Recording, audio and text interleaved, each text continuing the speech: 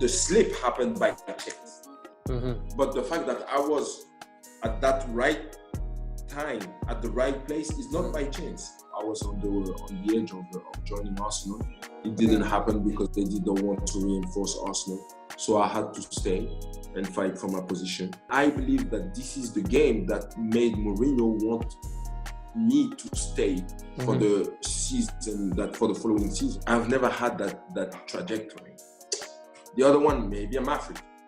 We all know today in the football world, Africans are undervalued for some reason. Martinez was there and I loved him, the way his team was playing back in Swansea and in Wigan. I played against him with West Ham when he was in Wigan. I scored a couple goals there against Wigan. And the way they were kidding us, even though they went down that year Wigan as well, I was like, man, this man, to make his team play that kind of football, he must be good.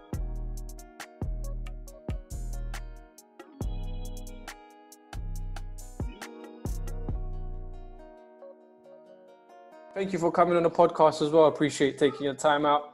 I know you're busy as well at home. I can hear the kids in the background. Yeah. No, I appreciate that. So yeah, it'll be... No. Say that again, bro? No, I said no problem. You're welcome, man. No, brilliant. Before we start, I wanted to ask you, are you still addicted to the strawberry syrup? Oh, yes. This is the kind of things that never changes. No, amazing. No, I just read that up. I think I saw it the other day about the strawberry syrup, that, you know, you enjoy it a lot. Yeah, I enjoy it, man. I mean, it's, I don't know, since my young age, we've been like, you know, to bring a little bit of taste on whatever you're drinking was the syrup, and since then it has stayed. And have the kids picked up on that as well? Oh yeah, they had to. Running in the genes then. Yeah, no, they had to. But you know, also kids, you know, whatever sweet is, they like it. Yeah. No, perfect, man, perfect. And also, how was Ramadan for you? It was good. Just finished. It was good. To do the whole 30 days. You know, the first 2 weeks, I think we didn't have a training, actually proper training at the club. So I was like, you know, making my own schedule, training whenever it's convenient with Ramadan. And then after the last 2 weeks, I trained at the club, but the coach also, he's fasting also himself. Okay. So he was putting me in a group of training that I prefer to be in, to make it easy for me, you know. Oh, nice. And, you know, we all know that you're a man of faith and you practice Islam. Well, like, what sort of value do you feel that, you know, Islam brings to you into your life?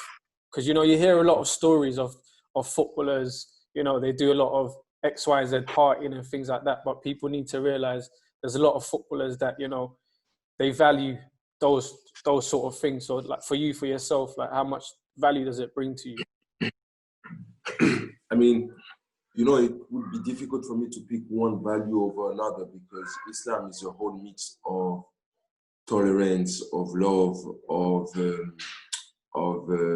how we say this, honesty, of work ethic, you know, and of discipline.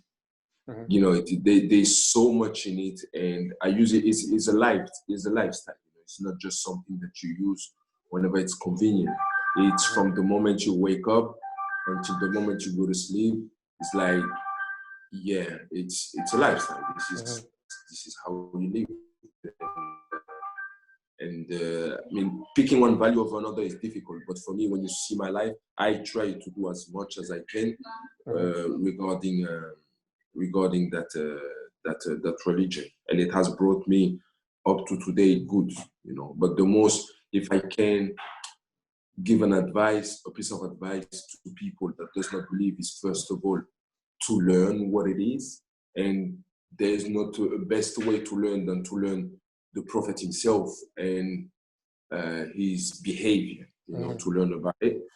And for those who already believe, you know, the behavior is something that is everything, because people, they will see you and they will judge you based on what they see from you, you know. And the best you are as a man, the best behavior you have towards yourself, towards others, towards the religion, then the more respect you get. No, for sure. And, you know, you've been in loads of change rooms. And again, the perception that people have of footballers, you know, the lifestyle is good, you know, in terms of the luxuries that it comes with it. In terms of in change rooms, do you feel like you've ever had to not maybe speak the word of Islam, but kind of, you know, educate certain footballers? Yeah, at times. At times, because you have people that have misconceptions. I remember my time in Chelsea having a discussion with Victor Moses once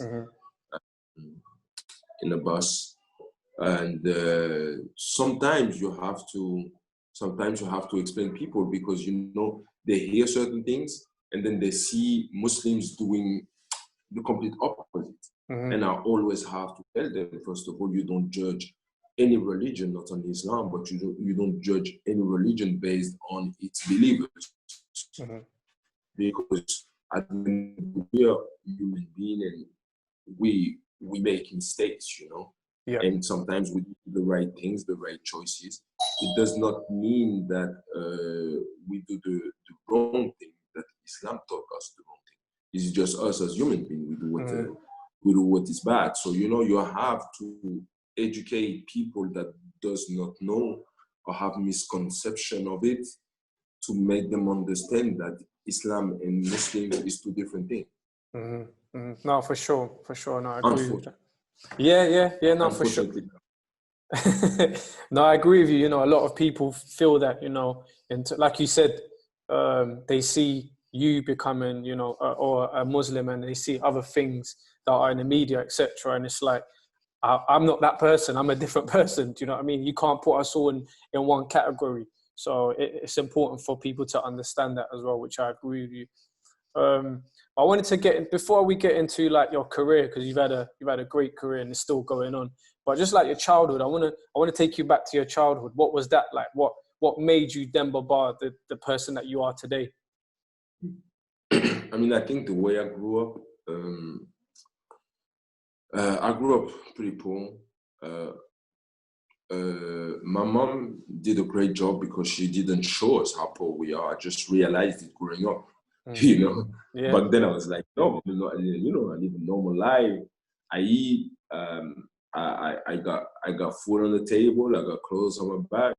I mean, I sleep in a room. Of course, it's like 4 of us in a room, in a small, like 15 square meters bedroom. But I mean, you know, this is my norms. Like, this is how I grew up. And then as an adult, when I start to travel, when I start to earn money, when I start to realize certain things, then it took me straight back to my childhood. And I was like, yeah, at the time we were poor, but it was not any problem, you know. We were probably happier than at a certain stage of our life when we had the money and we had everything that we needed, you know. And this is probably what made me who I am today. What made me, I mean, surely, this is what made me who I am today, and behave the way I behave today, and make the choices that I make today. This is a big part of it. No, for sure. From the sounds of it, it sounds like the house was filled with love. You know, I think sometimes that's the most important thing, and I can relate to that because even myself, like my family, we came to England as in 1998 when the war was going on. I came from Albania. So, and even us, we moved into like a studio flat. We're literally just like a box, you know how it is. And there's 4 of us in there sharing one bathroom, and the kitchen is in the same room. So it's like those things, what you just said was, for me, I didn't see it as anything. For me, it was a thing where, you know, the house is filled with love, or the room, should I say, is filled with love. And that was the most important thing for me as a child growing up. And I can see yourself, and even things like this, you taking at a time where we've never connected before. Do you know what I mean? We've just connected on social media, and you didn't have to accept, you know, but it just shows your character of who you are. Yeah, obviously. No, I appreciate obviously, this is that was great times. I mean, for us in our house, it was a great time. We enjoyed it. We were very close. We're still close, by the way. And my mom made a great effort of making sure that everybody is on the right track, you know. And she did a good job, you know, with what we had, and the outcome of everything is like tremendous job. No, for sure. No, you could see anyway, like your character till the day. So where did your love come from football? Where did that all begin? Once again, it comes from childhood. You know, when you're growing up in a hood, and you don't have much, you know, all it takes is one ball. You know, all it takes is one ball. Yeah. We didn't have fields, but we were making our field. We were playing out with the same shoes we go to school, the same shoes we play football on sand. We didn't have any goals, so we used the benches. You know, you see the benches. Under the benches, that was the goals.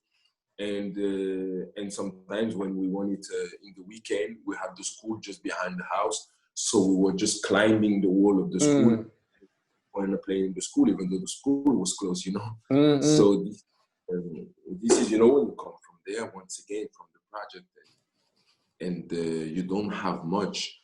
This is the most popular sport. I mean, I know in certain countries like America, you pay a lot of money to be able to play football, and in Europe is basically the popular sport. The people that does not have money make it, in football than in other sports because it costs less. You know, it costs less, and I mean that love have never left since my young age. I've always kept going, until today. No, definitely, you definitely kept going, because even I was looking at the amount of clubs that you went on trial with is incredible, because you went on trial like with Swansea, with loads of clubs in France, and it's like a lot of players would have given up. Like even myself, you know, I had a time when I was 16 and I wasn't offered my youth team contract or professional contract, and for me it was just like, I've given up. But for you, what was that drive? What was that force that kept you going? Because again, like there's loads of footballers that we probably know that till this day you're thinking, wow, I can't believe he never made it because he gave up. What was that for you? What was that drive for you? The truth of the matter is I never doubted. So that was the thing. And I don't know where that came from, but I never doubted that I would make it. So when I was going on trial and it didn't happen, then in my mind, it's not like, oh, another failure. It's like, well, it was not meant to be them. It was not meant to be this club. It was not meant to be this country. You know, I was not meant to play here. But doubt about the fact that I would succeed, it didn't cross my mind once. But when I'm telling you not once, it didn't cross my mind once. The same way, I don't know, when you sit in a chair, you're about to go out, and are you going to ask yourself, am I able to put my shoes on, or am I not able to put my shoes on? You never ask yourself that, because, I mean, it's automatic. You take your shoes, you put them on, and you leave the house. That was my mindset. I never doubted once that I was not going to make it. It was, for me, every time I had somebody that was telling me, no, you're not going to make it in this club, I was like, okay, then I have to find another one. I have to find another trial. I have to find another suit. I have to try. And until I find the right one, because I knew the right one would be there. That's so, but again, like in terms of you yourself, what support did you have to kind of go to these places? Was there someone in particular that always supported you? Yeah. First of all, I have my family, you know, my mom and my brothers, because by the age of 16, 17, I didn't want to go to school anymore. So I was skipping more hours of school than I was going to school. My last 2 years of school, maybe 17, 18. I was skipping more hours of school than I was actually in class. So my mom was getting fed up of it. I mean, I was going to school 2 hours a day, and the rest of the time I was training on my own, or with the one that beside my family have supported me. It's a really good friend of mine. The one I built the club in San Diego with, and he was my agent. I was as well growing up. I mean, in my career. So his name is Alex. Maybe you ever heard his name in my interview, Alexander Contract. And he supported me because his belief is probably one of the only men that I know that has a belief as strong as mine. You know.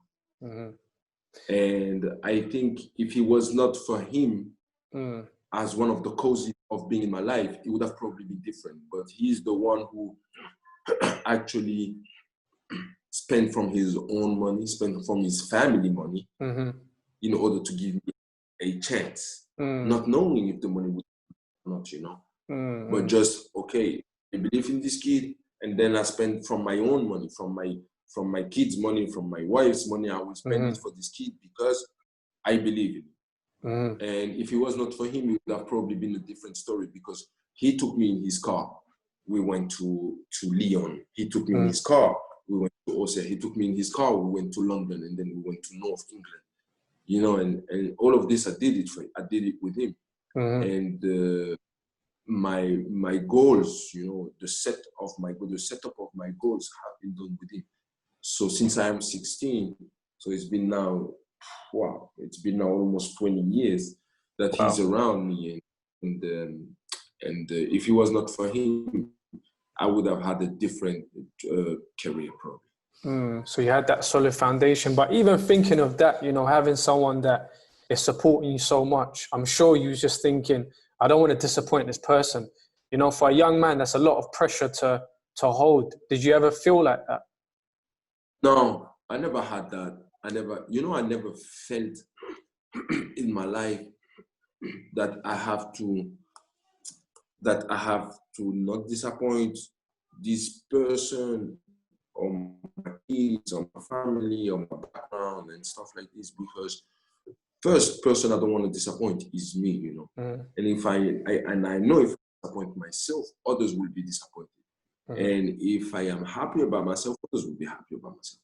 So the only person I'm accounting to is myself. Period. That's powerful. No, but I remember because you definitely didn't feel the pressure. I remember because I used to live behind the West Ham Stadium. And I remember when you came to West Ham, and I used to come Upton Park. I used to come and watch a lot of the games. I remember when you first come, and West Ham was in, I think, well, they got relegated that season. And I think you came, was it January? You came January times to West Ham? January transfer? January.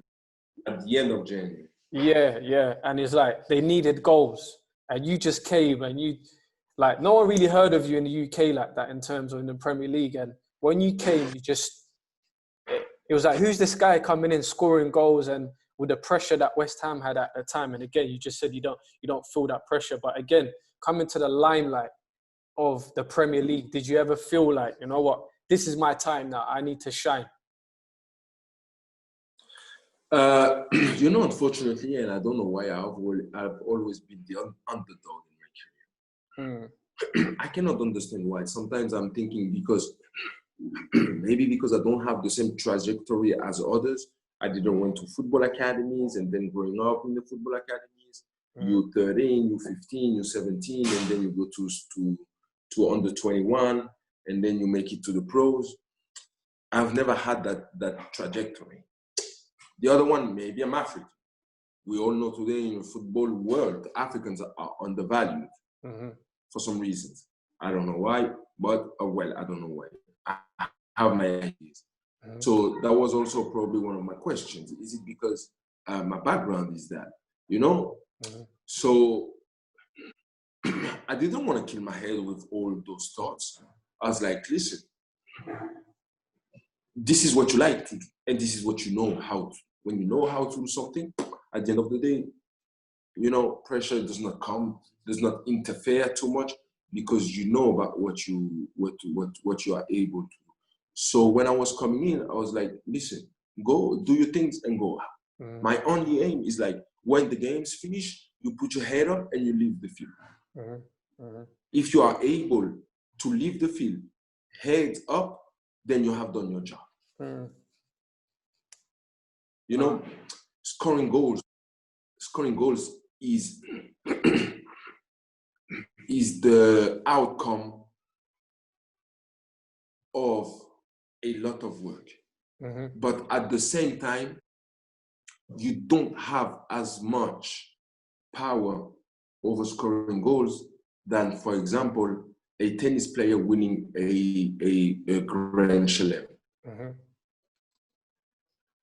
Why? Because we are 11 on the field. And the goal scorer is the one that touched the ball and put it inside of the net. And if the job prior to this is done greatly, then you have more chances to score. If the job prior to the last touch is not done the best way, then you have less chances. So as a player, you don't have too much power over what is happening in the building of the game. What you have to focus on is to make sure that last touch is the right touch. And it takes hours and hours and hours of work to make sure that last touch is done perfectly.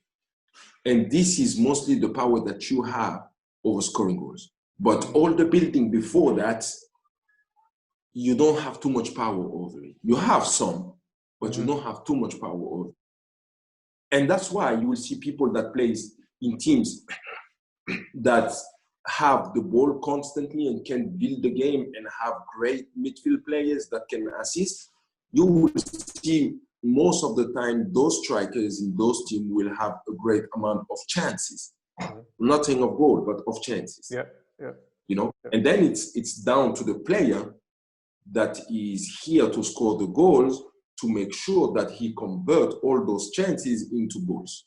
No, for sure. So my aim is to make sure that the percentage, the chances I have, then I have a percentage of success the highest possible. I'm not going to score 10 out of 10, but can I score 7 out of 10? Yeah, probably. So I'm going to work towards this. It's kind of like that saying where they say this takes the level of pressure down. Yeah, for sure. And I think like again, I think it's that saying at the right place at the right time. And it's like you said, you can't really work on those other things prior to it. But once the ball comes to you and you're in those right places, right positions that you have worked on, you can score 7 out of 10. You can score 6 out of 10 or maybe 9 out of 10. So it's important. But sorry, go on. No, I was going to say, and what you just said, that you are at the right place at the right time, that you have worked on it. You know, it's not by chance to have players like Icardi or Trezeguet growing up, or Inzaghi, that somehow the ball always falls into their feet. Not by chance. No, not at all. And this is the thing, Inzaghi doesn't get a lot of credit because people see that he does the tap in and then he celebrates crazy because after he scored after maybe 2 yards out. But like you said, he's worked on that to be in that position. It's a lot of analysis. You know, when you analyze, for example, the goalkeeper, you know that when the ball comes, then he's going to save it and the ball will going to go that angle. You know, he pretty much never put the ball into corner, but he just save it in front of him. When you know that you have a goalkeeper like this, then what you do when one of your teammates have a shot, you just make sure that you are in this area. And this is a lot of hours of analyzing. This is a lot of hours of practicing. That comes with the practice comes experience. A lot of self-development. A lot. But one thing that you said before was, you know, you felt like you've been an underdog. Do you feel like if you wasn't an underdog, maybe you wouldn't be in this position that you are today? If I would have not been the underdog, I think I would have had less people doubting less towards me from the start, and maybe I have more chances because obviously when people believes in you before you even kick the ball, then you can be sure that they will give you more chances than you have. I mean, when I was in Chelsea, Samuel, Fernando, they had more chances to play than me. Yeah.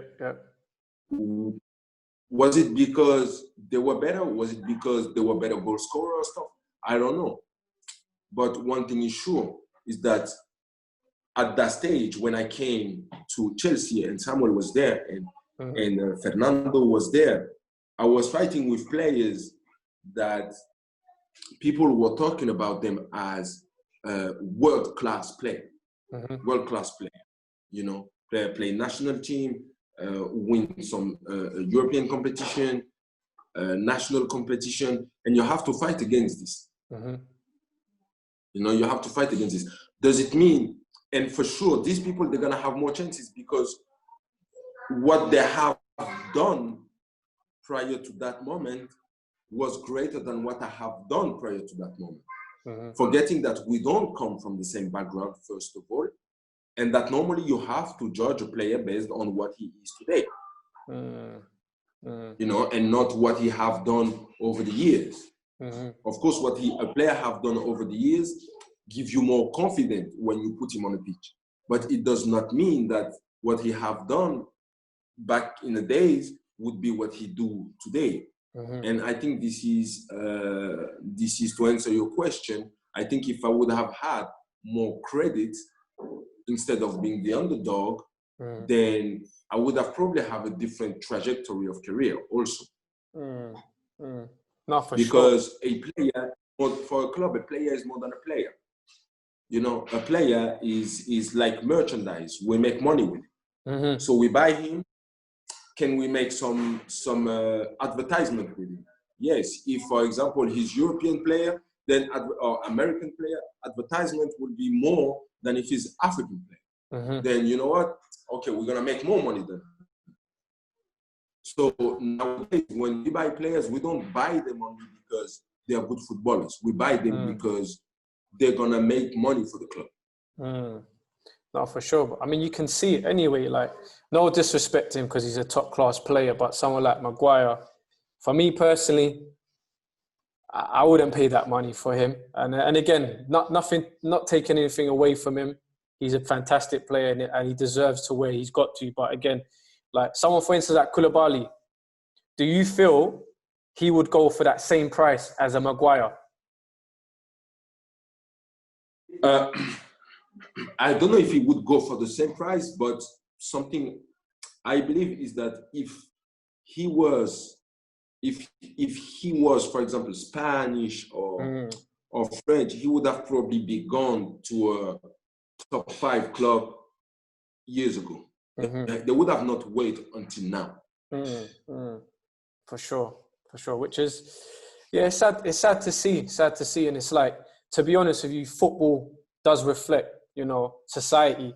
Because even with the whole racism things where they're saying, you know, we should work on it within football. But to be honest with you, there's not much football can do. Yes, you know, players like, for instance, like yourself and other high-profile players can speak out, and a lot of people will listen.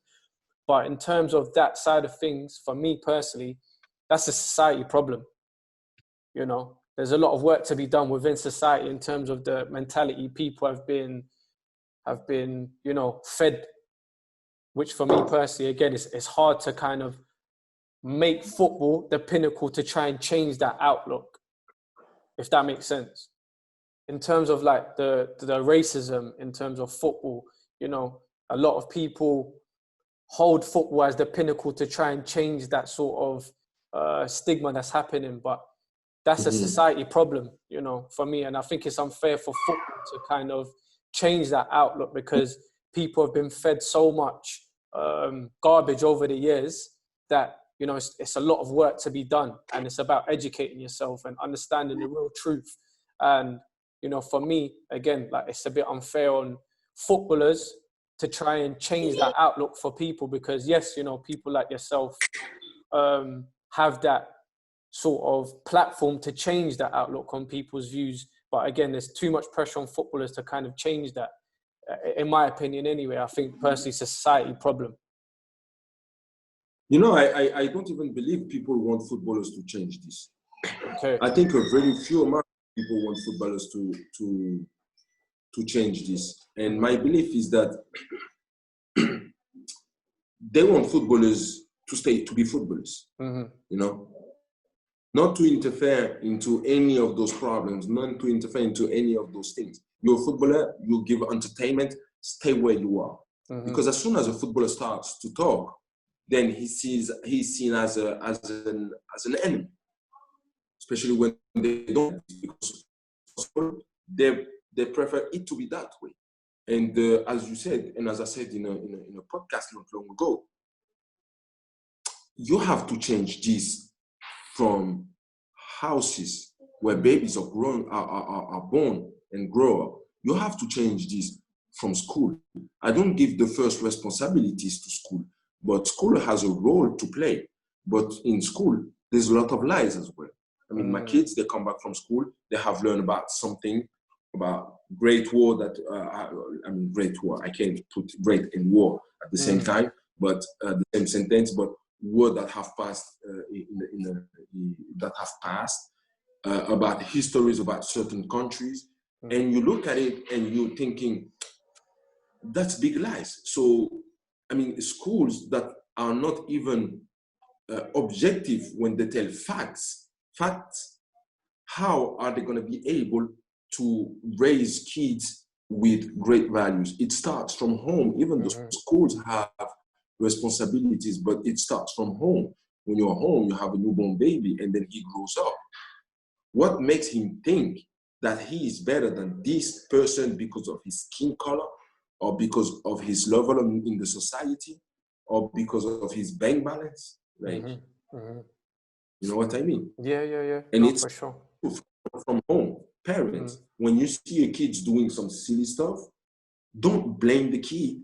There's somebody behind to be blamed. Where have they learned that behavior? Where have they learned that behavior? And sometimes they don't learn it from home. I don't want to say they learn it from home, but the minute they come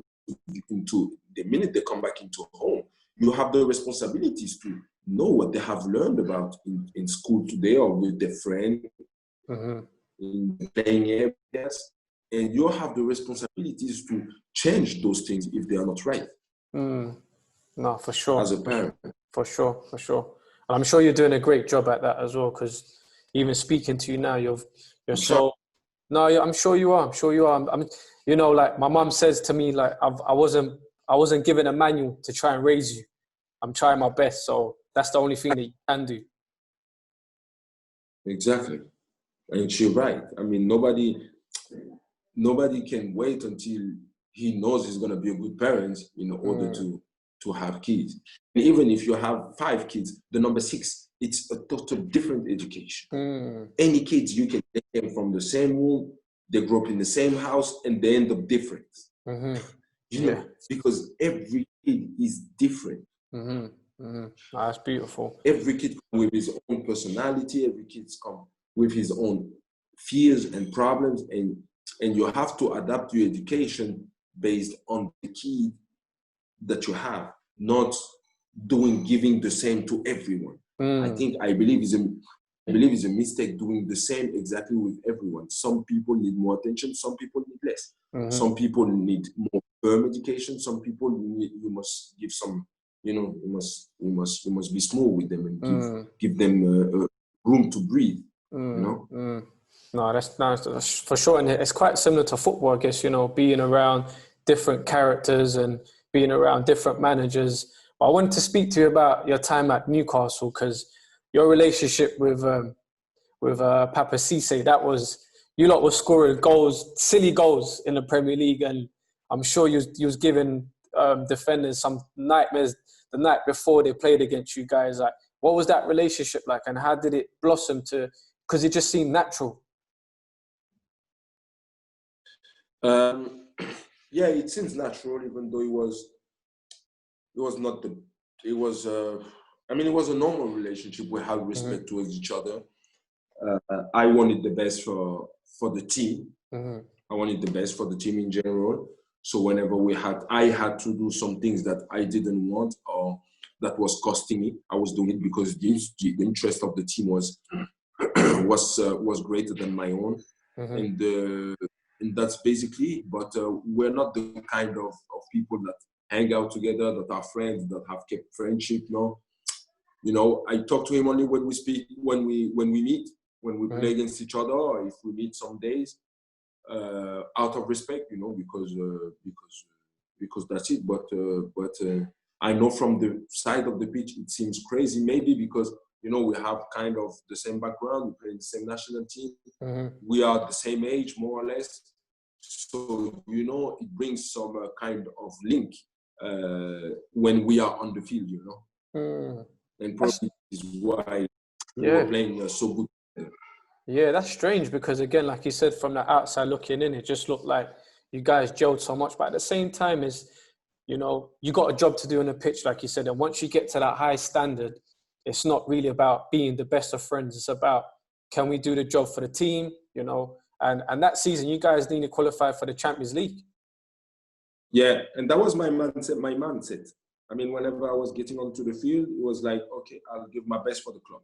No matter who I'm playing with, whether it's Shola Meobi, whether it's Leon Best, whether it's Papi Cisse, I will make sure that I give my best for the team and make sure that we win the games, because that is more important. At the end of the day, you know, if I would have not done this, people would have probably not remember us the same way they remember us today, 10 years later.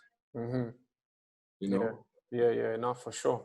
But then, again, do you know what? Looking back at it now, I could see that you was being that sort of feeder player for him as well, if I'm thinking about it, where, again, like you said, you had to sacrifice certain of, you know, what you had to do for the best of the team. And I feel like, because you guys scored like, I think it was like 30 goals, 29 goals between both of you. Yeah, probably. And I think, but yeah, just looking back at it now, you could see, you know, you was being that feeder for him. And for me personally, I think your strengths are obviously goal scoring. Wherever you've gone, you've just scored goals. And even to the point where you went to Chelsea, and like you said, you've had to play with the likes of Samuel Eto'o and Fernando Torres and fight again and be that underdog. Like, when you went to Chelsea, was that the moment you said, I've arrived, I need to be the best player that I can be in this club, and, you know, I've finally reached the top stage playing with the likes of Samuel Eto'o and Frank Lampard and, you know, the rest? I mean, when I went to Chelsea, I was like, okay, I am where I wanted to be, period. Like, this is one of the top clubs I wanted to play for, that I had in my list growing up. And now that I am here, I have to prove I'm worth it. Once again, I have to prove. When I'm saying I have to prove, is that because some players, they don't have to prove. Some players, they just, we buy them and that's it. You know what I mean? Yeah. And I came after GTA, who have done a great job for the club, unbelievable.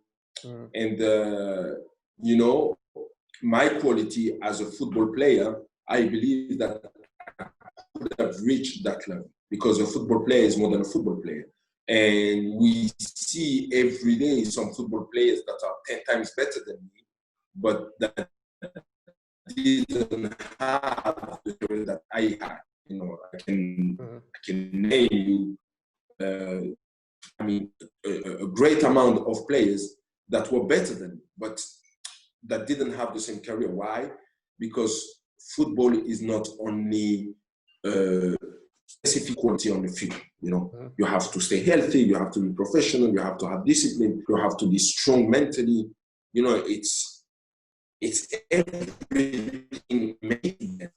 And I believe that I still have, the potential that I could have done more than what I did, even though I had some important moments in Chelsea, considering what the small amount of chances that I have been given. But, you know, I was thinking, you know, when Mourinho came back in 2015, I was like, okay, you know, he have another African players in his squad. So, you know, I believe if this guy really want to work with me, then I could have done great things. And unfortunately, this is not what happened. So I had to fight in order to earn his respect, because by the end of the season, I earned it, the respect. Some people, again, the respect is given prior for them kicking the ball, and I had to earn it. And I earned it, but too late. So describe, how was that working with Mourinho? Like you said, you know, he's had past experience of working with African players, but in terms of your relationship with him, what was that like? It was completely normal. Hello, goodbye. That's it. Nothing much. At the beginning of the season, I think I had a good preseason, but then after this, the preseason, they wanted me out, so I was on the edge of joining Arsenal. It didn't happen because they didn't want to reinforce Arsenal, so I had to stay and fight for my position. It was a tough season, but at the end of the season, I mean, that season, from the three strikers that we were, me, Samuel, and Fernando, I think the one that we remember most from that season, I'm just talking about that season, I think it was 13, 14 or something like this, or something like or 12, 13, I remember. I think if you point that season and you have to name one striker, it was me, because the ending of the season was better than the start, you know. And I had a great moment within this season. But you know, when you know the background of, when you know the experience of Mourinho with African players, I was quite happy when he came, because I was like, okay, I think I have somebody that I can work with in order to reach next level. Didn't. Yes, it's one of those things as well, where, like you said, come end of the season, you were so vital for the team with the goals that you score, and of course the famous goal that you scored against Liverpool in that Gerrard slip, like that was a moment. And for me personally, I thought when you scored that goal, I really thought this was the moment for you, and Mourinho was gonna keep you on for the next season. But again, well, it was. But it actually was. It actually was, because not of the goal, but because of the performance I give that day. So people only remember the goal, but the performance I had that day.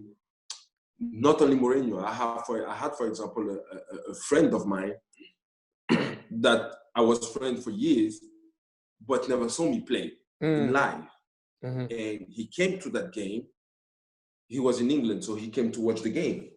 And he told me, I didn't know you were that good. Like, coming from a friend of mine that knows me. He told me, I didn't expect you to be that good. What you have did that day playing against Martin Skirtle and Mamadou Sakho, because we were defending that game a lot. And he said, I could not believe my eyes when I saw you play that game. So people remember that goal, obviously, but the overall performance of that game was just great.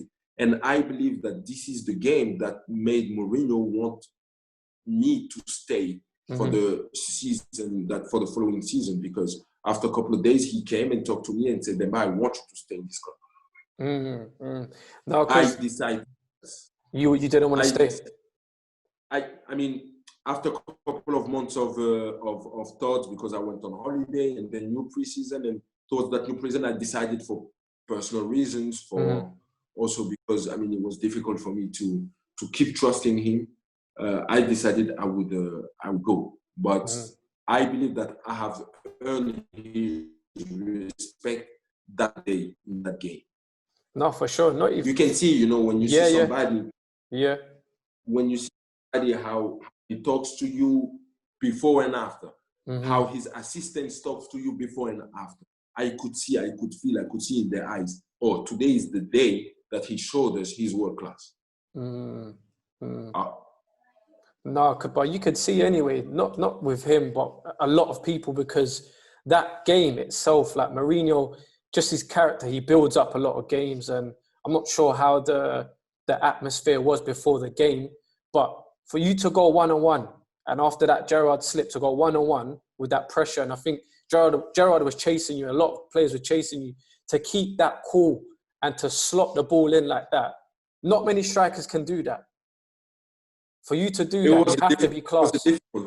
As you say, it was a difficult one, because you have to drive the ball for quite some yards on the field and with their defense coming back, it was like, you know, and you face the goalkeeper and you have no angle, basically. It's like shooting without angle is difficult.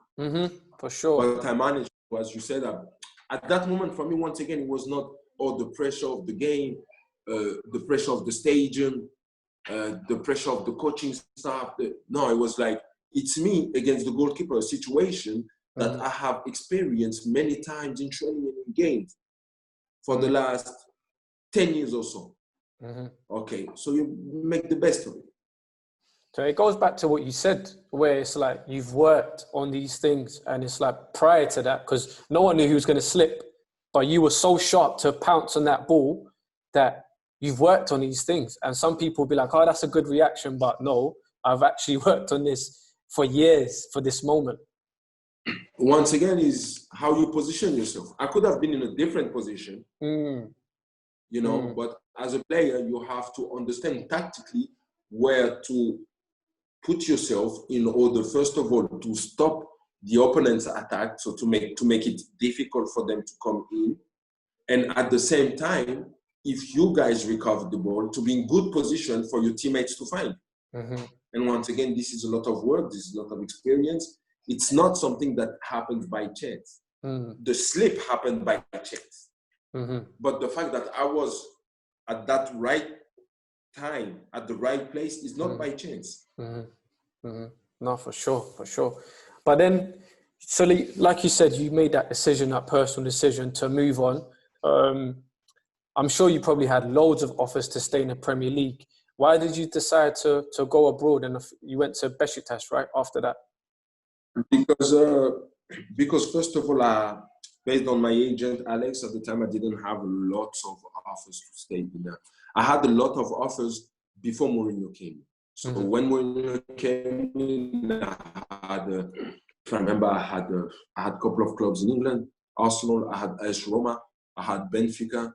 So, you know, many clubs. And then after this, I think I probably didn't have a lot of offers because probably people was expecting me to stay. I had one offer though, and I wanted to take it because I've been talking to them a few times. It was with Everton. So I had offered to Everton to go to Everton, and I wanted to go because of Roberto Martinez. So Martinez was there, and I loved him, the way his team was playing back in Swansea and in Wigan. I played against him with West Ham when he was in Wigan. I scored a couple goals there against Wigan. And the way they were kidding us, even though they went down that year, Wigan as well, I was like, man, this man, to make his team play that kind of football, he must be good. And then he went to Everton, and then the team was playing good football. I decided yes.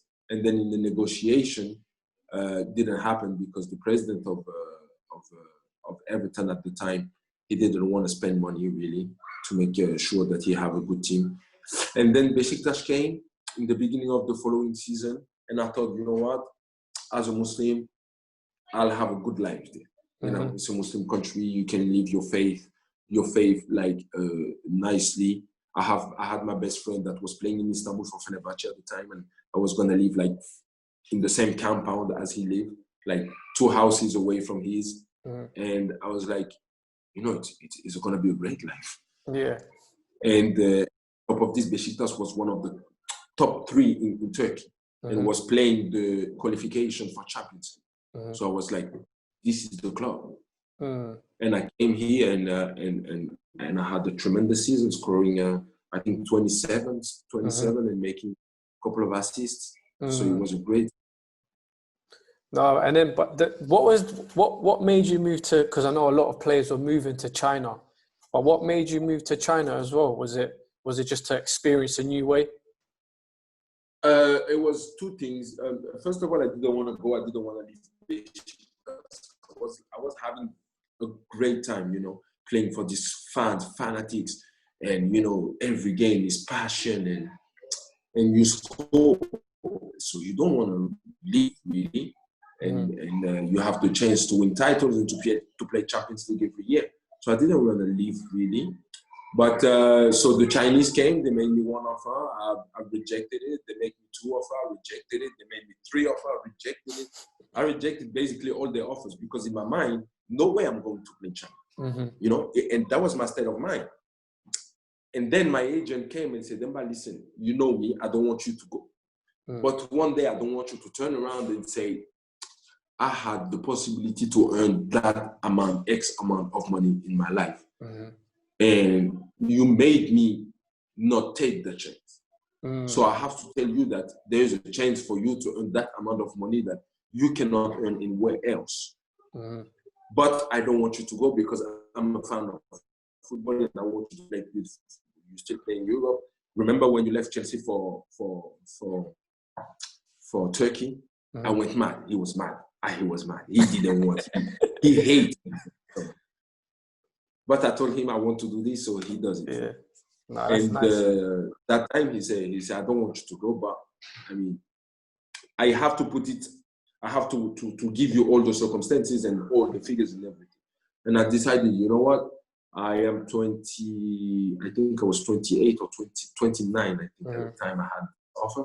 I was like, it's a 3 years contract. I will be there for 3 years. And then after this, I started to set up the clubs in America. I was like, okay, I'll play until 21. And then I might end up in the MLS, close to the club, and end up there and taking care of the club, you know. And then after this, because growing up, I was like, when I was around 20, I was like, I'll play until 30. And then I'm done. I don't want to play over 30. That was my mindset when I started. Okay. I said, I don't want to play over 30. I play until 30 and then fine. So when that contract came, I was like, okay, when it finished, I would be 31 or 32. Then it fits my requirement at the beginning of my career. But you know, when you play football, you just love the game. And today I'm 35 and I'm still playing. Still scoring goals. And still scoring goals. But then you had that, I watched one video, man, it's that horrific injury that you had. Like, what was going, mentally you had to be tough to go through injuries, let alone the injury that you went through. And again, like you said, your mentality was like, at 30, I'm going to stop. So to have that injury, and like you said, you know, you had a good offer from there, you could have said, I'm done from football after this injury. But like you said, you're still playing, still scoring goals. Where was that mindset coming from to continue? This is the mindset I grew up with. I mean, the first 24 hours, I really wanted to stop without really thinking. But when I had this injury, the first 24 hours, I was like, okay, maybe it's time. I lived this twice and I don't want to live it another time. So I don't want to take the risk to live it another time. So maybe it's time to stop. And then as time goes by, you know, the competitiveness within me made me want to come back the quickest possible just to show people I am capable. And I did. After 3 months, I think I was starting to run after this horrific injury. After 3 months, I started to run very slowly, but I did. And from there, I start to pick up and I start to score goals again, which is a great feeling. But do you know what? Do you know what I wanted to pick up? I don't want to go past it. Is what you said in terms of you building clubs in San Diego. You said, right? San Diego in America. Yep.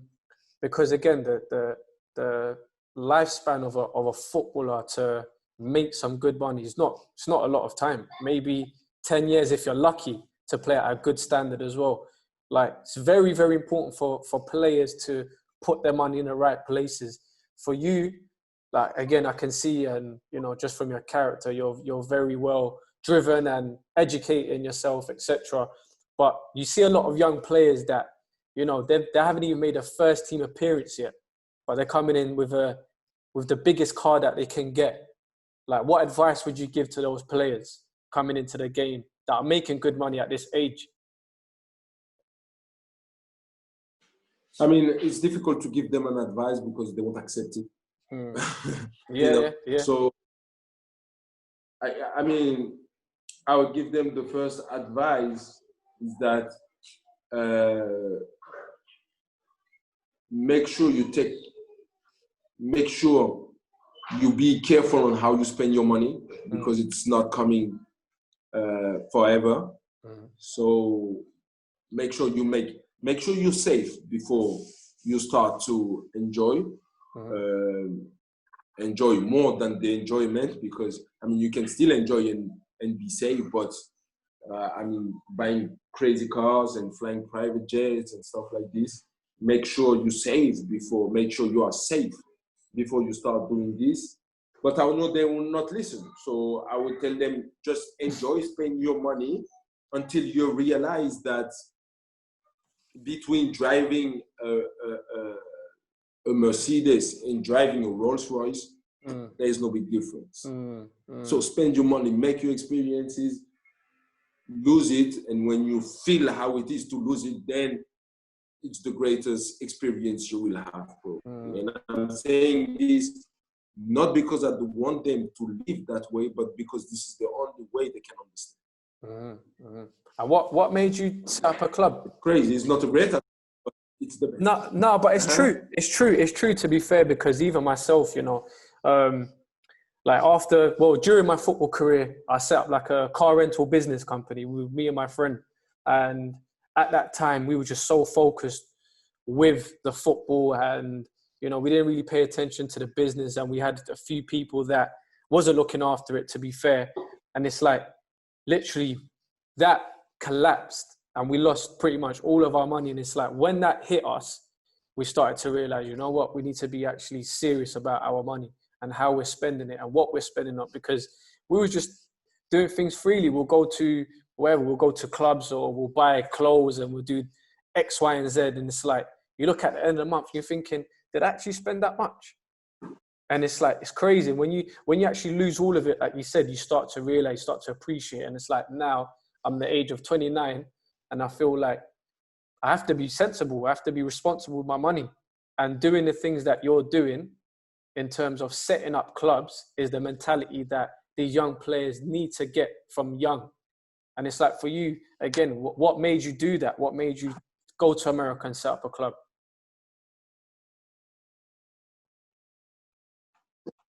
You know me, I have always been careful on how I do things in life in general. So I never had the negative bank balance. I'm happy. I never had the negative bank balance from the moment I start earning 1,000 euros until today, where I earn millions. So I never had a negative bank balance. I have always been careful. But I have enjoyed also certain things in my life, you know. Mm-hmm. My experience is also based on what I've seen other people do. And it's difficult to say a young kid that earns 200,000 pounds a month, I don't know, 100,000 pounds a week, which is actually less than 50 because the government takes half of it. It's difficult to tell them, don't do this, don't do that, don't take a private jet. You know, you can see today on social media, you see some kids set 20, 22, they earn good money and you see them in private jet. It's nice, it's good. But trust me, there is a long life to live after this. First, and second, you don't know what tomorrow holds you. You don't know what tomorrow holds you.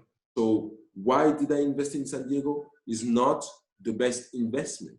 It's a passion investment. It's investment for passion. I do it because I love football and because I want to create something out of football. But I don't think that you made the model that we live in today. I wanted to do a different model, but the model we live in today is difficult. So before I have invested in this, which was a high risk investment, I made sure that I have secured a lot of things prior spending that money. I could have spent that money on private jets, on cars, on 10,000 hotel nights, you know, because I have already saved a good amount of money to be able to live after football. So the best piece of advice I can give them is make sure that you are safe before you start going crazy. Once you're safe, it's bonus. Yeah, for sure. Bonus. For sure. No, I appreciate that, man. You're welcome, man. Before we finish, I wanna do a quick fire question with you. Yeah, I have 5 minutes, Gerald. Yeah, perfect. It'll be just a quick one. Who would you say is the best manager you played for? Ralph Rangnick. Okay. If he wasn't, he's sport director now at.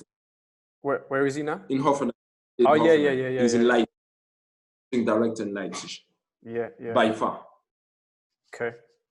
If he wasn't a footballer, what industry do you think you'd be in?